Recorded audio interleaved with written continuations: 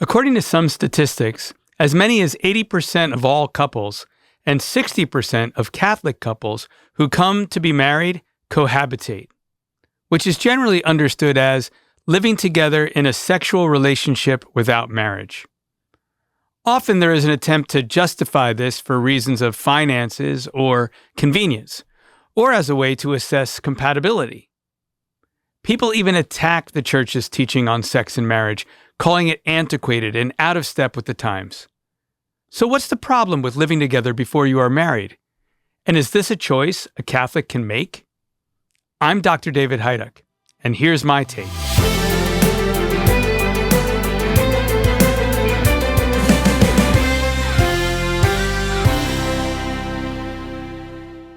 Are you looking for a comfortable brown scapular that won't break? Check out our sponsor, Scapulars.com. They use American-made paracord, so it's super strong, and they also use Australian merino wool, so it's super comfortable. It feels like you're getting a warm hug from your Heavenly Mother. Click on the link above or below in the description and get yourself the most durable, comfortable scapulars in the world. And don't forget to like, share, and subscribe to this podcast and give us a 5-star rating. So why is living together before you are married, or cohabitation, an issue? Well, first, let's deal with the case of an unmarried man and woman who are living together and are in a sexual relationship. Truthfully, this is most, if not all, of those who are cohabitating. So before we deal with the topic of cohabitation, we need to reflect on why sexual relations outside of marriage is wrong and against God's plan.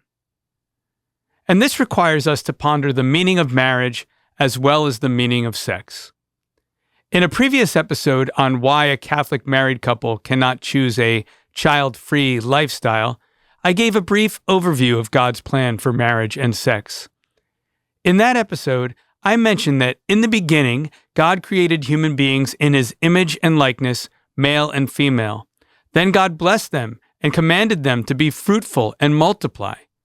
The man and the woman, his wife, created for a communion of persons in the image of the Trinity, a fact that is stamped right into the structure of their bodies, give the total gift of themselves to one another, which includes the gift of their entire lives, and this is what marriage is.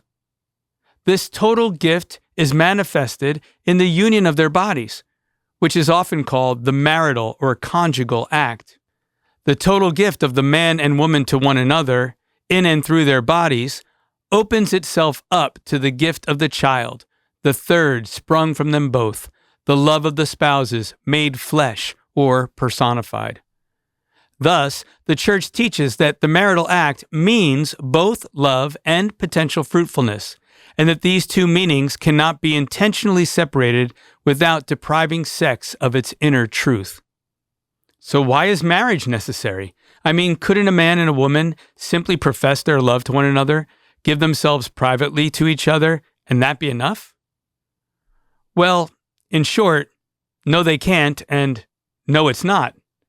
In order to understand why, we need to consider what kind of relationship marriage is, and who it is that joins the man and woman in marriage. Marriage is a particular kind of relationship called a covenant. A covenant is more than a mere contract. In a covenant, persons are exchanged, not goods and services, like in a contract. The language of a covenant is, I am yours and you are mine, not this is yours and this is mine. A covenant creates family bonds. Covenants make people one flesh and blood, if you will. We will come back to this because it is key to understanding why sex and marriage belong together in God's plan.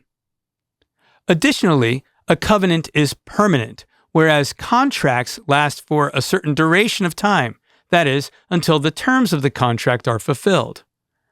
Finally, covenants are made by swearing oaths, that is, they are made in God's name and place those entering into the covenant under divine judgment, whereas contracts are based merely on human promises and civil law. The people making the covenant are swearing the oaths, but it is God who is doing the joining and holding them to the oaths they have made. And oaths are necessarily public, not private. They are made before God and the community. So why is all of this critical? Well, it should be obvious. The man and the woman swear oaths to one another and to God called vows, whereby they give themselves to each other totally. It is through their vows that they give themselves to each other and thus belong to each other. This gift is until death do them part, because covenants are permanent. These vows, as oaths, are necessarily public, not a promise made privately to each other. As an aside, it is clear that marriage isn't a merely private affair anyhow, since by its nature, it's ordered to the procreation and education of children. God blesses and approves this exchange of persons through their exchange of vows, and initiates the marriage. The marriage, however, is only accomplished, completed, or consummated through marital union, which manifests the total gift of the man and the woman to one another in and through the total gift of their bodies. In order to become one flesh in marriage, the man and the woman must become one flesh in sexual union. This is the means by which God joins the man and woman in an indissoluble bond. Okay, so why does this mean that sex outside of marriage is wrong? And how does this relate to living together before you are married? Well, before I get to that, let's hear more about our sponsor for this episode. The Brown Scapular is a special Catholic devotional. Invest in a scapular that is as strong as your devotion. At scapulars.com, they use super strong American-made paracord because your scapular should be as strong as your devotion. They also use the finest Australian merino wool that feels like a warm hug from your Heavenly Mother. You'll also find handmade rosaries with our distinctive deliverance cross, Italian-made saint medals, keychains, and jewelry. Visit the link above or below in the description to get yourself one of the most durable, comfortable scapulars in the world.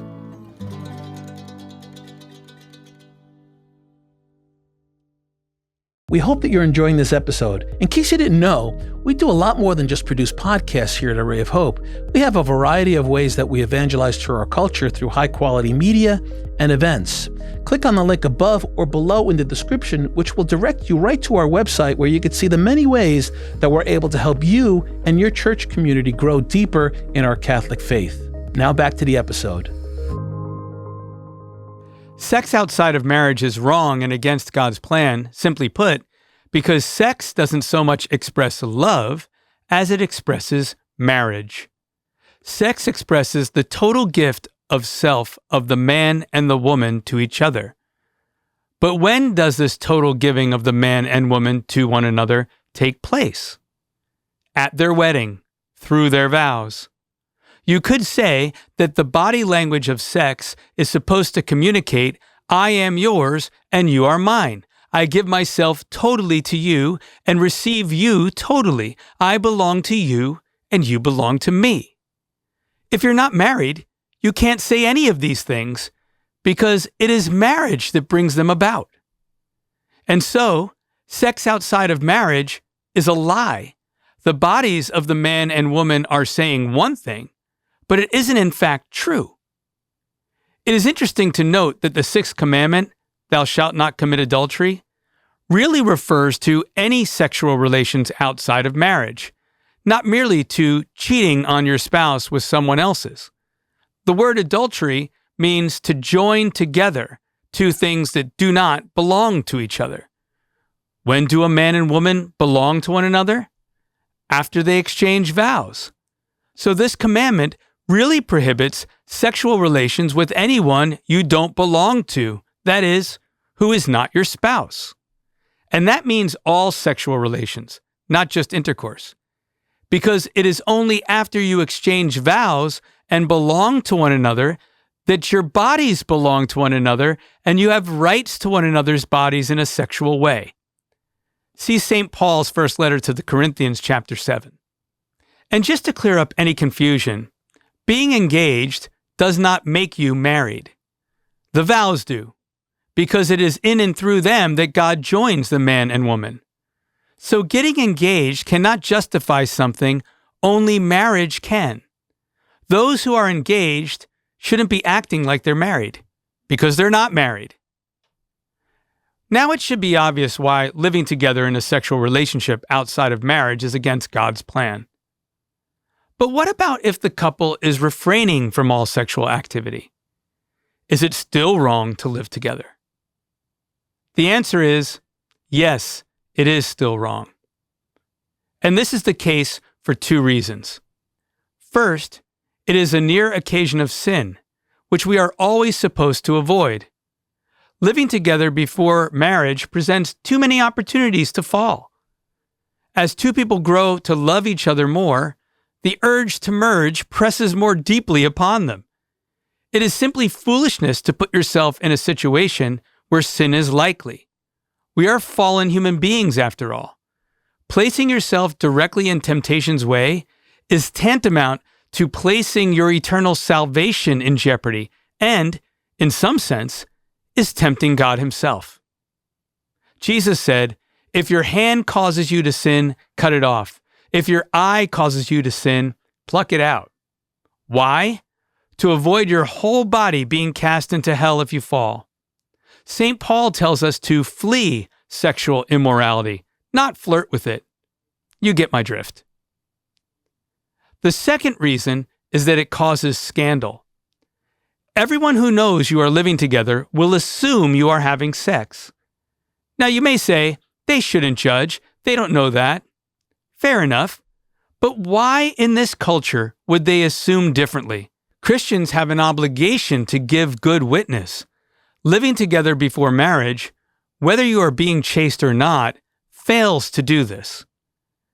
I'm guessing you don't wear a sign saying, "We have the same address, but we're not having sex."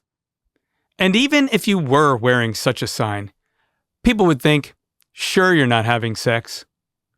Remember, Jesus said, if anyone causes one of these little ones to sin, it would be better if he had a great millstone hung around his neck and he were cast into the sea.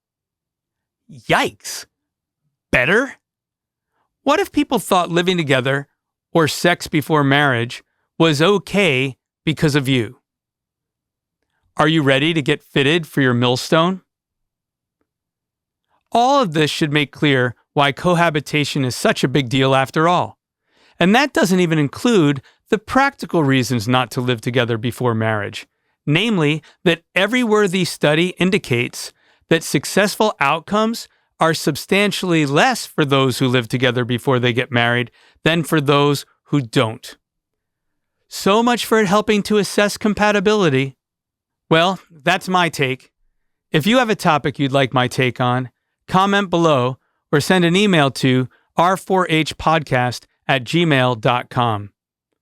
Come back next time when we will tackle a new issue.